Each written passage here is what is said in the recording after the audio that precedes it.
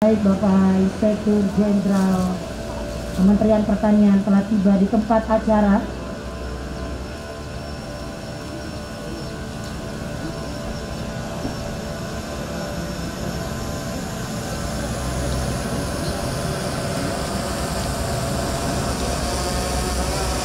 Kami ucapkan selamat datang kepada Inspektur Jenderal Kementerian Pertanian Republik Indonesia di Kota Sango di Bumi Daranante. Terlebih dahulu akan disambut dengan tarian penyambutan dan pengalungan syam.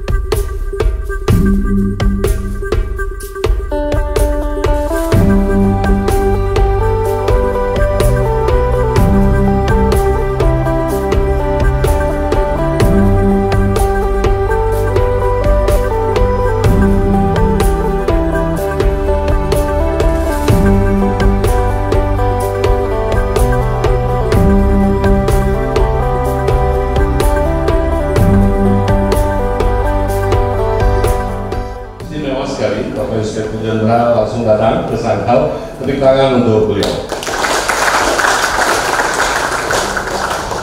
Kami senang sekali Bapak dikunjungi dan kita bisa berdialog di tempat ini untuk memastikan seperti apa ketahanan pangan kita sendiri terjaga untuk negeri teristimewa, pasti ya untuk Indonesia.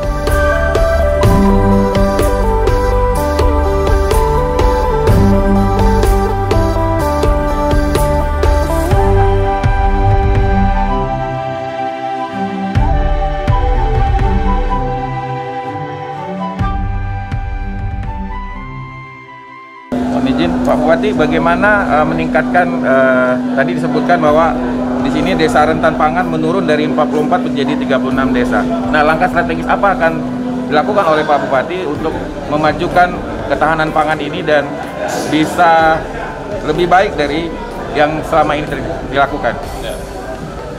Yang utama menurut saya adalah pemahaman masyarakat di situ, termasuk pemerintahan desanya, bahwa ketahanan pangan itu memang mereka harus memahami bahwa desa mereka ada kerentanan. Nah, untuk itulah memang perlu kerjasama dengan berbagai pihak, masuklah desanya sendiri. Nah, kami lakukan dari situ melalui dinas terkait, ya kita masuk ke desanya. Nah, dengan pemahaman desa ini kan setiap tahun semakin baik dia. Dan kalau intervensi APBD, ya seperti saya sampaikan, memang APBD ini kan juga terbatas. Tapi kami coba dorong, kami bersyukur dari pemerintah pusat juga mendukung untuk penguatan produksi di tempat itu. Nah, masalah besar kalau ketahanan pangan mereka rentan, akan ada kaitan dengan stunting. Nah, ketika kami lihat ini, ya ada korelasi. Tapi hanya 8 desa yang memang keterkaitan kepada stunting. Nah, ini terus kita pacu supaya penguatan gizi masyarakat, dan tentu seperti juga dari Pak Irjen katakan, ini memang butuh sosialisasi yang baik. Nah, kami lakukan mulai dari situ. Ya. Sanghau sendiri kan saat ini sudah zero PMK. Langkah ini apa yang sudah yang bisa dilakukan lagi untuk Sanghau bisa aman dari penyakit mulut dan kuku ini? Ya. Kita tadi saya sudah katakan bahwa kita punya satgas khusus, ya, termasuk di dalamnya bersama Forkompinda, dan pengawalan ini dari Bapak Kapolres, Bapak Dandim, dan juga dari kita ini turun langsung melihat di mana kandang-kandang yang tersedia. Selalu terus melihat itu. Nah, kalau ada kita langsung ambil tindakan dan penyuluhan pastinya. Nah, kolaborasi ini penting. Nah, pengawasan saya tentu dan Pak Kajari dengan yang lain, kami institusi yang berikutnya untuk penguatan ini memang butuh satu sinergisitas. Dan hari ini itu yang kami lakukan. Nah, terakhir Pak, terkait dengan hotspot yang pecah rekor ini, bagaimana menjaga ketahanan pangan dan juga menjaga kebudayaan kearifan lokal agar produktivitas pertanian tetap jalan dan kearifan lokal juga tetap jalan. Ini seperti apa strategis pemerintah Kabupaten Sanghau, Pak? Kalau kearifan tradisional itu kan dari dulu terus. Ya. Nah, dan mereka karena titik apinya saja yang disebut banyak, tetapi kalau bicara keberlanjutan apinya sebenarnya tidak ada. Nah, masalahnya adalah ketika ini merambat kemana-mana. Nah, puji Tuhan kami tidak punya banyak gambut. Nah, itu membuatnya lebih aman. Tapi dari hasil produksi itu, produksi masyarakat juga membuat penguatan ketahanan pangan. Jadi ya saya memahami kalau bicara titik api dengan pengendalian terhadap titik api bersama pertanian tradisional. Tetapi kami juga mendukung betul dengan mengatur perlupnya.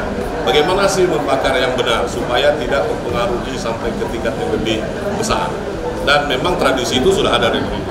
Yang kami cegah adalah jangan memanfaatkan masyarakat peladang dengan alasan berladang, tapi sebenarnya bukan mereka peladang.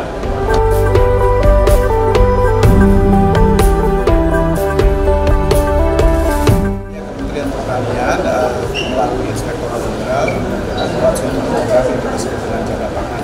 Kita sudah melakukan sosialisasi terhadap sejumlah perbatasan-perbatasan. Artinya kemarin sudah di Sulawesi Utara, di Niangas, kemudian di Rote, dan ini adalah perbatasan Entikon dan Aruk. Ini juga menunjukkan bagian dari forum komunikasi pimpinan daerah kita libatkan agar ada pemahaman yang sama bagaimana kita menjaga pangan untuk kepentingan masa depan kita. Kita berharap melalui kegiatan seperti ini, program-program dari pemerintah pusat itu tidak terjadi hambatan-hambatan sehingga targetnya bisa kita sampaikan dalam waktu yang tidak terlalu lama. Pak, tadi disebutkan bahwa Sanggau sudah cukup baik untuk penanganan PMK itu yang saya bersyukur atas kerjasama antara Forum Komunikasi Pimpinan Daerah. Sanggau sudah zero. Ini menunjukkan bahwa Sanggau akan kita deklarasikan sebagai daerah hijau di wilayah Kalimantan Barat, dan kemudian kita harapkan bisa menjadi pemicu dari kabupaten kota lainnya di Kalimantan Barat agar Kalimantan Barat juga segera menuju posisi zero PMK. Kita harapkan melalui kegiatan ini merupakan monitoring dan evaluasi percepatan agar Kalimantan Barat bisa bebas PMK. Pak, apa terobosan Kementan terhadap pertanian di Sanggau sendiri untuk penguatan produk-produk lokal hasil pertanian di Sanggau ini, Pak? Ya, tadi kita tunjukkan bahwa seperti bibit lada, kemudian bibit durian itu adalah keunggulan. Nah, ini kita harapkan justru bisa menjadi mensuplai bukan hanya untuk kebutuhan Sanggau sendiri, tetapi dia bisa menjadi kebutuhan Kalimantan Barat, dan kalau oversupply bukan tidak mungkin kita bisa memberikan impor pada ekspor pada negara-negara.